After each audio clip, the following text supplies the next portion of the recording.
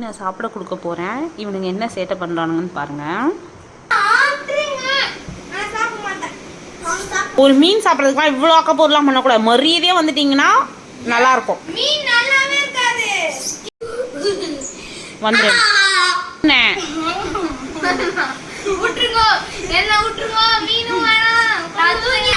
ஒன்று ரெண்டு வந்துதான் வேற வழி இல்லைங்க.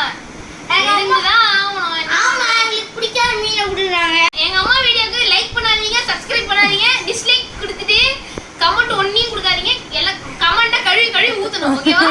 ஓகே ஓகேவா? இப்படி ஒரு பிள்ளையை பெற்றதுக்கு நான் ரொம்ப பெருமைப்படுறேன்ப்பா. யாருன்னா மீனை முழுங்குவாங்களாடா?